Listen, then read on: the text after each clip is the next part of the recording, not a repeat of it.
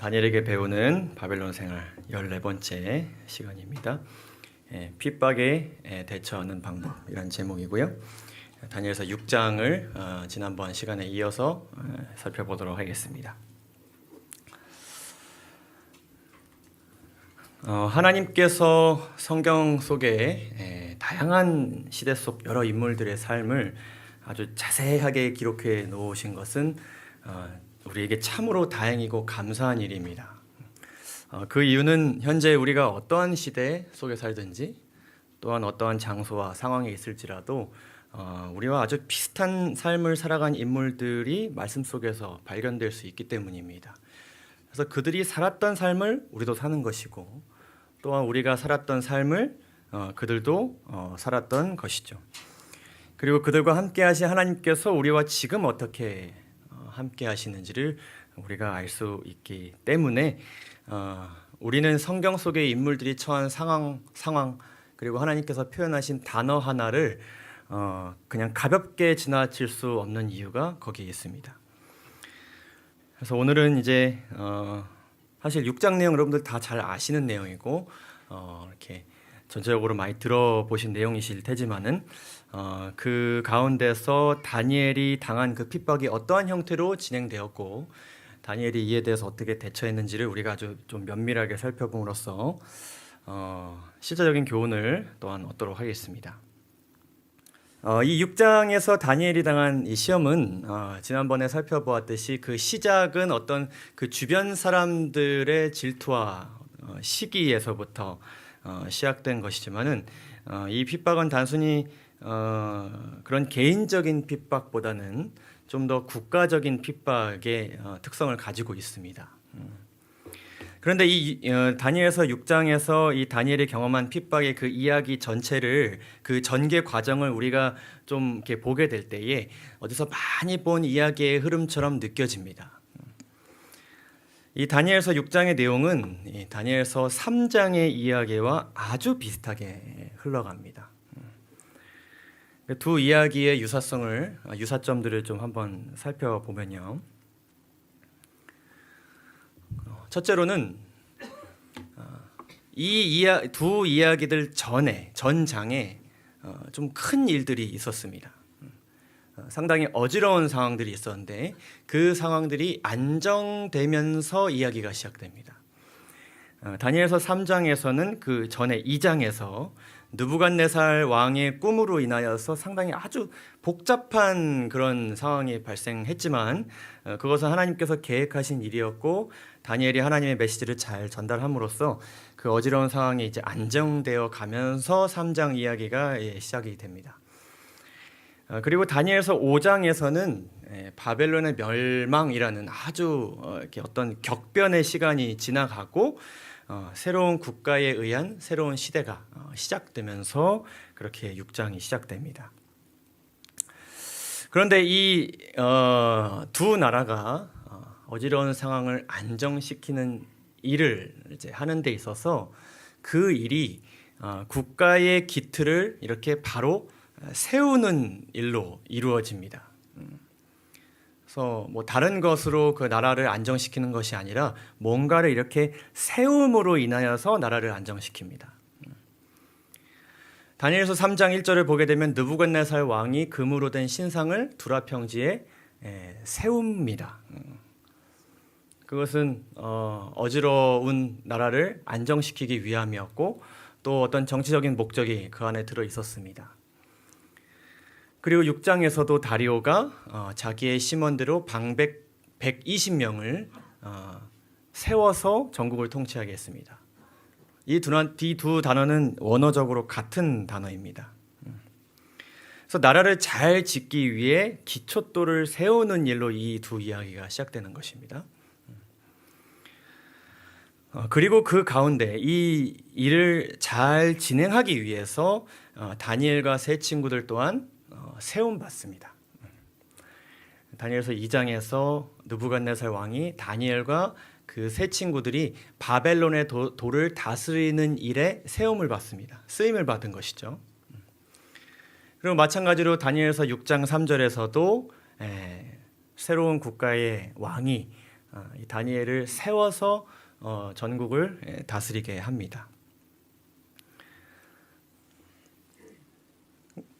어쨌든 이 다니엘과의 세 친구들이 굉장히 그 나라를 안정시키고 뭔가를 세우는 데 있어서 아주 쓰임 받을 만하고 그리고 필요한 그런 인재들이었던 것이죠. 6장을 보시면 다리오 왕이 이러한 일을 하는 목적에 대해서 분명하게 이렇게 기록하고 있습니다. 또 그들 위에 총리 셋을 두었으니 다니엘이 그중 하나이라. 이는 방백들로 총리에게 자기의 직무를 보고하게 하여서 왕에게 뭐가 없게 하려 함이니라? 손해가 없게 하려 함이니라. 이 말씀을 통해 우리가 알 수 있는 것은 무엇인가 하면요, 시대가 변하더라도 어떠한 성향의 왕일지라도 나라의 지도자일지라도 그들은 자신과 자신이 속한 세력이 손해가 없는 방향으로 일하는 것에는 변함이 없음을 우리가 알 수 있습니다. 지금도 마찬가지죠. 인간 사회에서 형성되고 있는 대부분의 공동체가 그러합니다. 여기에 모인 모든 세계의 지도자들이 뭔가 공동의 목적을 가지고 함께 연합하기 위해서 모여 있습니다. 이들이 손을 잡는다면 그 이해관계가 다른 국가와 맞아서 손을 잡는 것이지 그들이 손해를 보면서까지 이 공동의 목표를 위해서 결코 연합하지는 않습니다. 손해보는 것이 있는 것처럼 겉으로 보여질지라도 그것은 분명 우리가 보이지 않는 곳에서 뭔가 얻는 것이 분명히 있을 것이라는 것을 우리 모두가 잘 알고 있습니다. 3장과 6장의 또 다른 유사점은 무엇인가 하면은 나라를 안정시키기 위해서 국가와 자신에게 손해가 되지 않게 하기 위해서 뭔가를 세우는 일을 이루는데 좀 더 디테일하게 국가의 기틀을 바로 세우는 일이 어떤 일로 벌어지냐면은 왕에 대한 경배를 강요하는 형태로 이제 이루어집니다. 그리고 이러한 일을 그들이 계획하고 진행하게 될 때에 다니엘과 세 친구들은 이에 참여하지 않습니다. 그리고 그들은 모두 고발당하죠. 다니엘서 3장에서 느부갓네살 왕의 세운 금신상에게 절하라고 요구합니다. 그 목적은 왕과 국가 전체를 위한 그런 목적이 담겨져 있었습니다. 그리고 6장에서도 왕 외에 다른 신과 사람에게 경배하지 못하도록 그렇게 일이 진행되었습니다. 물론 이제 3장에서는 국가가 주도한 일에 참여하지 않는 모습이 드러나게 되었을 때에 그 세 친구들이 고발당하였고, 지금 이 6장에서는 아예 이 다니엘을 고발하기 위해 계획이 세워졌다는 차이점은 있지만은 본질은 같았습니다. 왜냐하면 이러한 계획을 신하들이 가져와서 다리오 왕에게 제안했을 때, 이 일을 하였을 때 뭐 벌어질 일들이 여러 가지가 있지만 자기와 국가에게 손해가 되지 않는 것으로 왕이 알게 되었으니까 이 일을 진행하지 않을 수 없었습니다. 승인하게 되었죠. 그렇게 되었을 때에 이 유다인들은 그 일에 참여하지 않았을 때, 국가 전체를 위한 일에 그들이 참여하지 않게 되었을 때에 그 일을 위해서 나라 일을 진행하는 데 있어서 그들이 아주 필요하고 쓰임받을 만한 사람이었다가 순식간에 가장 방해가 되고 제거되어야 할 사람으로 바뀌어지게 됩니다. 그리고 그들은 죽음의 위협을 받게 되죠. 이 두 사례를 우리가 이렇게 살펴봄으로 인하여서 우리는 성경에 예언된 그 마지막 때의 전 세계적인 시험과 핍박을 우리가 떠올리지 않을 수 없습니다. 계시록 13장 15절을 보게 되면 저가 권세를 받아 그 짐승의 우상에게 생기를 주어 그 짐승의 우상으로 말하게 하고 또 짐승의 우상에게 경배를 하도록 할 텐데 하지 아니하는 자들은 누구든지 다 죽이게 할 것이라는 예언이 성경 가운데 주어졌습니다. 짐승 곧 법왕권은 마지막 시대의 그 정치 세력들과 그리고 온갖 종교 세력들을 통합하여서 전 세계의 거짓 예배를 강요하게 될 것인데, 최후의 때에 쟁점이 되는 것은 우리가 잘 알다시피 누구에게 경배하고 있느냐가 될 것인데, 그 핵심은 하나님께서 제정하신 십계명과 안식일을 지키고 있느냐 지키고 있지 않느냐가 될 것입니다. 그런데 중요한 것은 전 세계에서 어쩌면 절대 다수가 될지도 모르는 사람들이 사단의 세력이 강요하는 그 경배에 굴복할 때에 남은 무리가 이에 참여하지 않음으로써 각자가 속한 사회와 공동체에서 이전에는 절대 없으면 안 되는 가장 필요한 존재, 구성원으로 취급을 받다가 어느 순간 사회가 추구하는 길에 가장 방해가 되고 가장 골칫거리이자 가장 없어져야 할 대상으로 바뀌게 될 것이라는 것입니다. 그렇기 때문에 이 핍박이 우리에게는 어쩌면 좀 두려움을 느낄 수 있을 만한 그런 핍박이죠. 우리를 그런 대상으로 생각하는 그런 사람들이 우리와 전혀 모르는 사람들이라면 또 모르겠지만 아는 사람들일 수도 있고, 그동안 굉장히 깊은 신뢰가 그 관계 가운데서 함께 공동의 목표를 향하여서 함께 일을 했던 사람들일 수도 있고 관계를 맺었던 사람들일 수도 있습니다. 각 시대 대쟁투를 보게 되면 이렇게 기록합니다. 성경상 안식일을 존중하는 사람들은 법률과 질서를 문란케 하고 사회의 도덕적 재질을 깨트리고 무정부 상태, 마치 정부가 없는 것처럼 법이 없는 것처럼 사는 사람들처럼 타락을 초래하고 지상에 하나님의 심판을 불러들이는 자들로 비난을 받게 될 것이다. 그러니까 사회에 약이 되는 모든 안 좋은 것들은 다 누구에게서 온 것이다. 안식일을 준수하는 사람들에게서 온 것이다. 과연 이 일이 정말 그 일이 일어날 것일까? 우리는 간접적으로 지난 2년 동안 그것을 경험하였습니다. 우리가 겪은 일은 아주 이상한 일이었습니다. 비록 마지막 시대의 그 예언대로 이 일이 안식일과 어떤 참된 경배에 대한 것은 아니었지만 앞으로 다가올 일의 예고편이 되기에 충분했습니다. 모이지 않기를 힘써야 하는 시대에 모여야겠다고 하는 그 기독교인들이 코로나 기간 동안 사회의 질타와 미움을 가장 많이 받는 집단이 되었습니다. 이제는 우리 앞에 어쩌면 또 다른 예고편이 있을 수도 있고 아니면 곧바로 본편이 시작될지도 모르는 중대한 시점에 우리가 놓여져 있습니다. 그래서 우리가 겪을 그 고난과 핍박을 먼저 겪은 다니엘의 경험은 우리에게 참으로 감사한 일입니다. 그것이 매우 우리에게 중요한 것이죠. 이들처럼 살고 있어야겠구나라는 아주 중요한 교훈을 우리에게 주는 것입니다. 그리고 그 경험 속에서 공통적으로 3장 6장에 일어난 그 일, 다니엘과 세 친구들이 모두 경험한 그것, 바로 하나님의 구원의 손길을 그들이 경험한 것처럼 우리도 경험하게 될 수 있을 것이라는 희망을 우리가 가질 수 있기 때문에 이 이야기는 너무나도 우리에게 중요한 것입니다. 핍박이 과연 일어날 수 있을 것인가? 분명히 일어날 수 있을 것이다. 그러면 이것 또한 분명하게 일어날 것이라는 것이죠.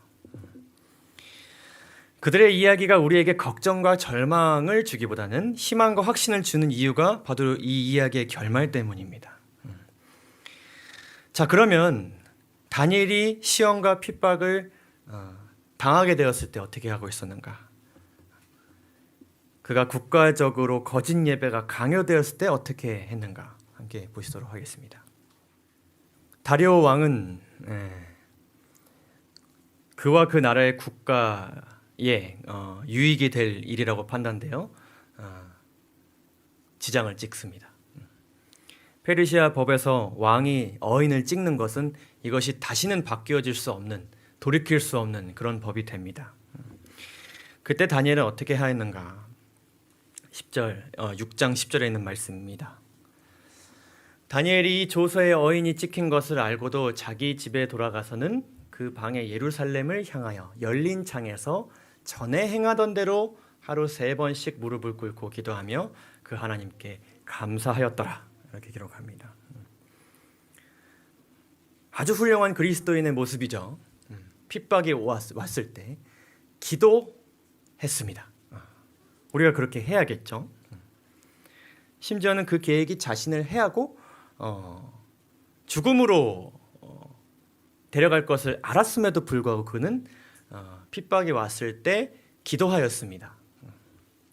그런데 이 말씀에서 매우 중요한 점이 무엇인가 하면은 기도한 것은 기도한 것인데 어떻게 기도했다고요? 전에 행하던 대로 기도하였다. 여러분, 이 표현이 이 말씀 가운데 있음으로 인하여서 이 기도하지 못하게 하는 그 상황 속에서 기도한 다니엘의 행동에 여러 가지 의미들이 더해집니다.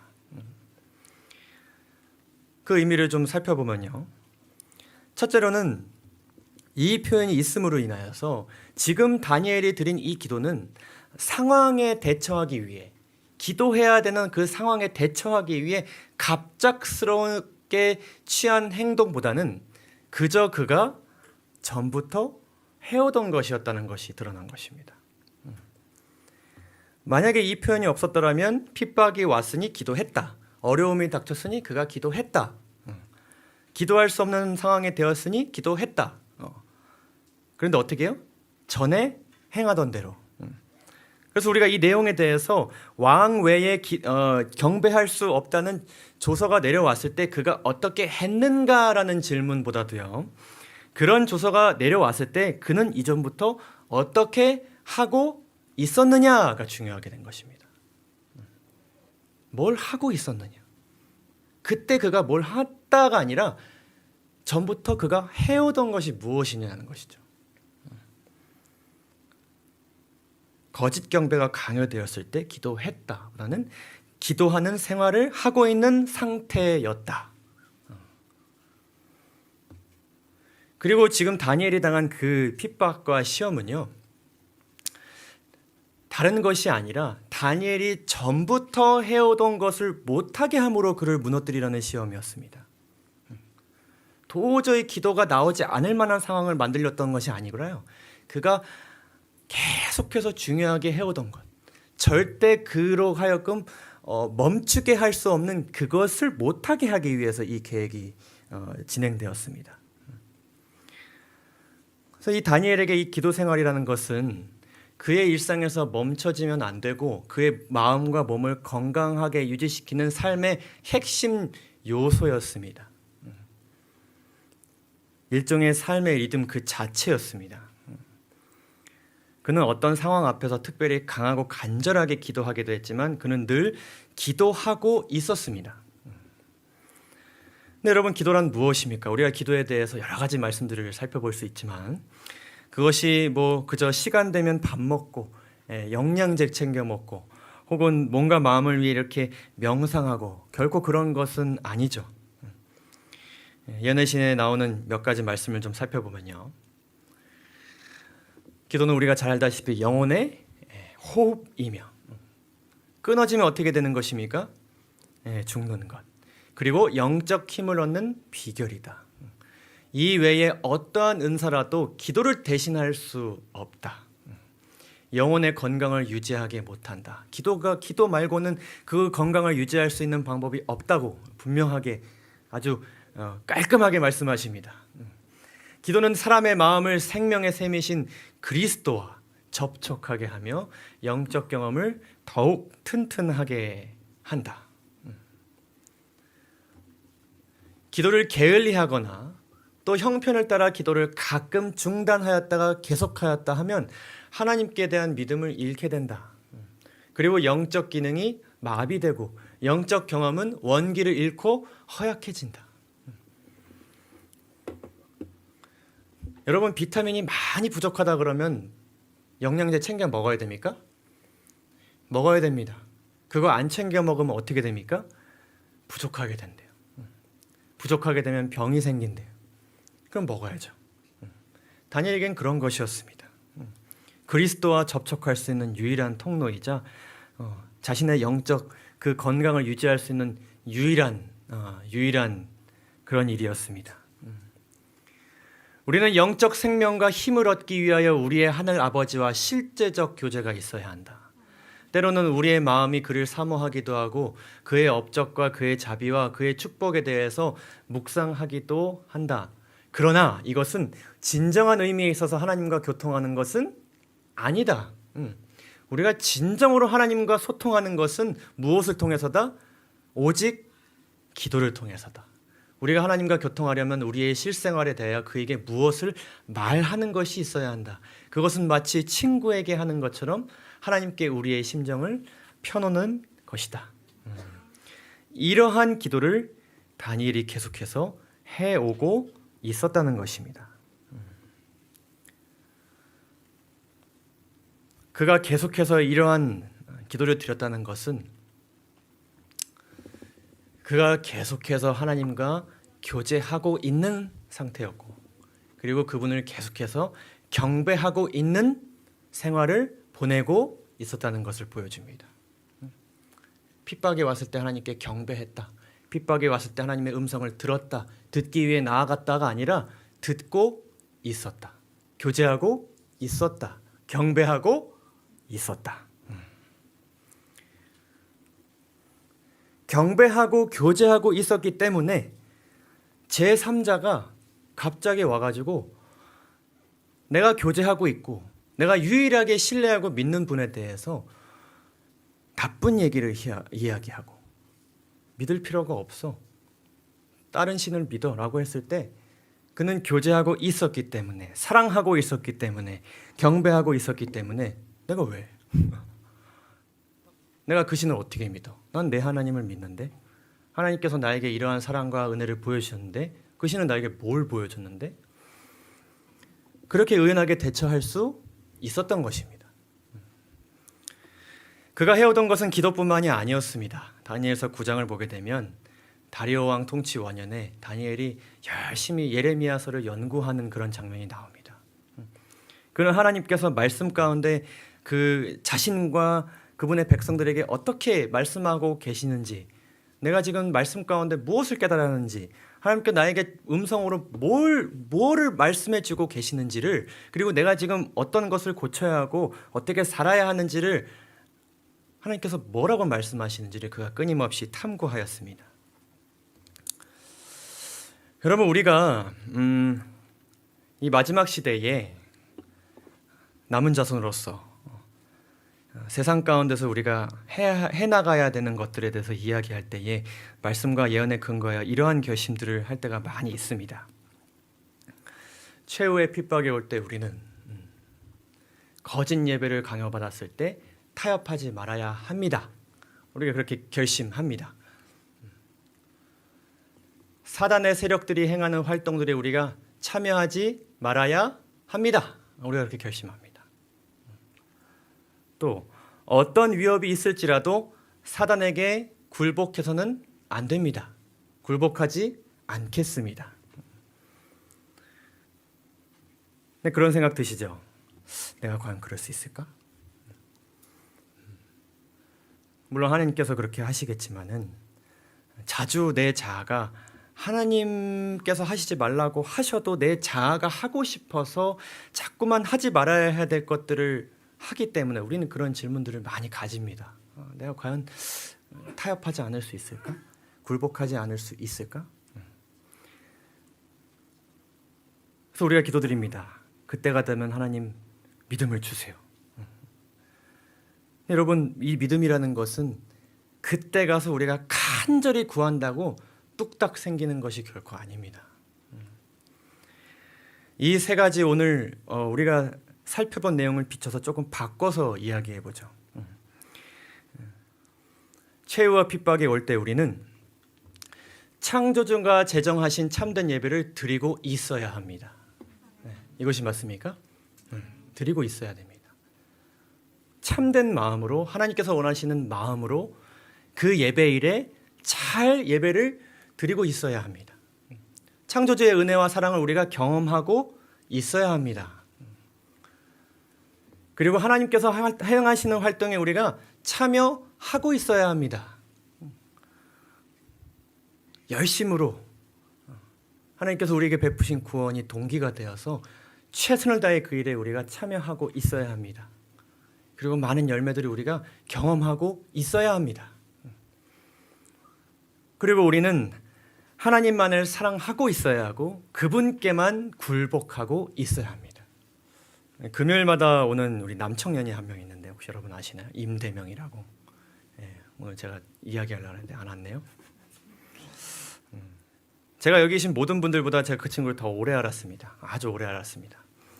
근데 오라가 알아가는 그 시간 속에서 저 친구가 저로 하여금 그 친구를 신뢰하고 믿을 수 있도록 행동하였습니다.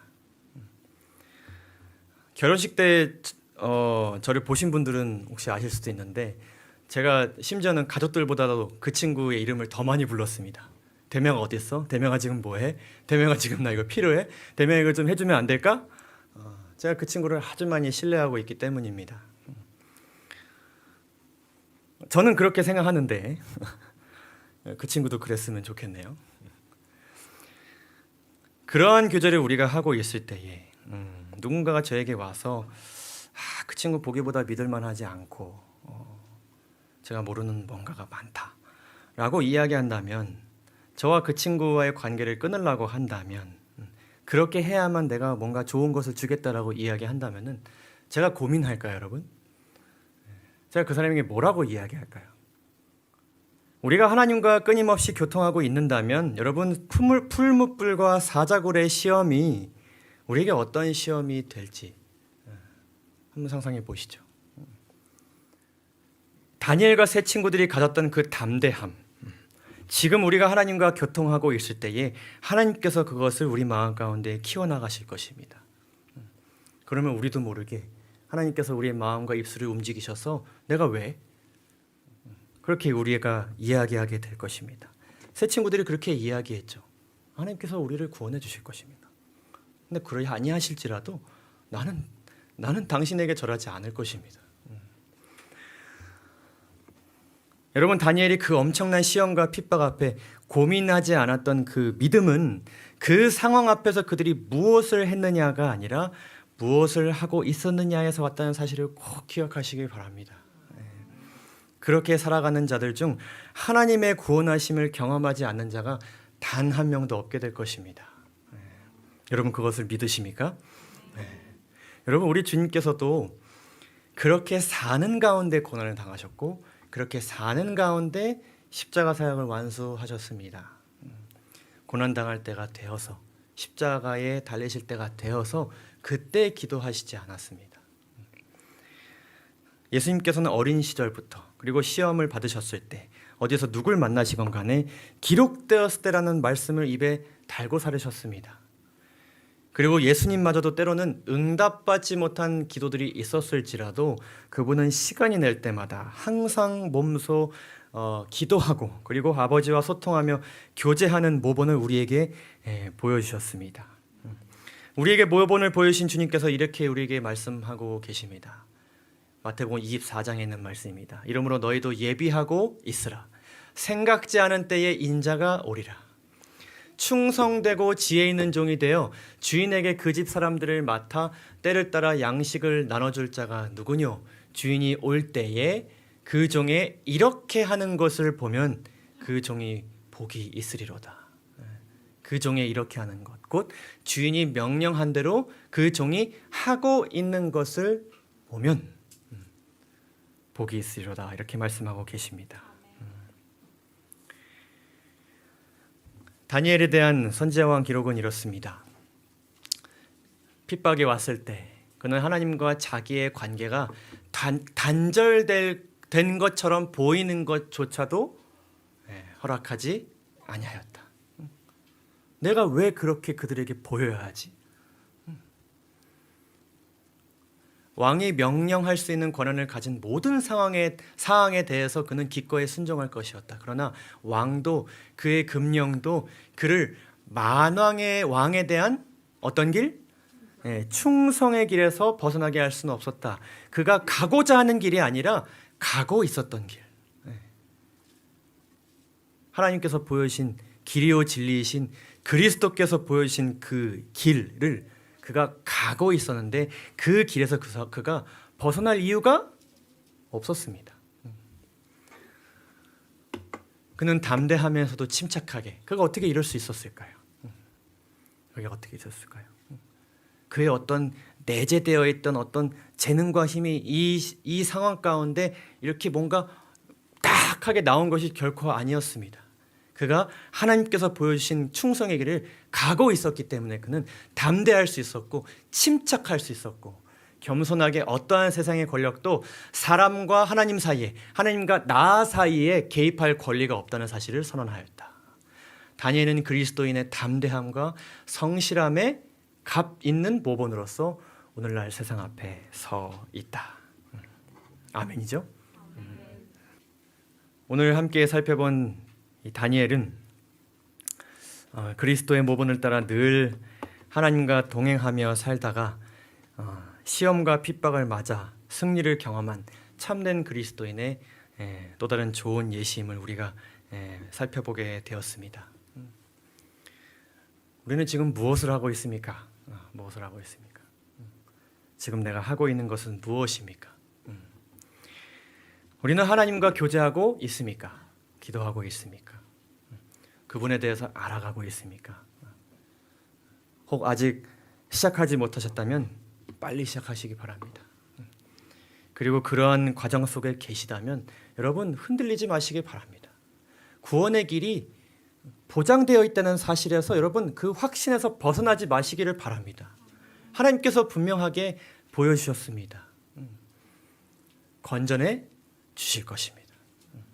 사자굴이 우리에게 있을지라도 그 굶주린 사자와 같이 우리에게 달려드는 사단이 우리 곁에 아직까지 있을지라도 상 주시는 분께서 우리의 삶이 마침내 영생에 도달하게 되도록 도우실 것을 여러분 절대로 믿어 의심치 않게 되시기를 간절히 바랍니다. 다니엘처럼 우리의 구원자이신 하나님께서 함께 하심으로 인하여서 세상 앞에 부끄럽지 않고 타협하지 않고 굴복하지 않는 그리스도인들로서 서 있게 될 것을 우리가 믿으면서 현재 해야 할 일에 집중하면서 선을 이루는 우리 모두가 되기를 간절히 바라면서 오늘 말씀을 마치도록 하겠습니다. 감사합니다.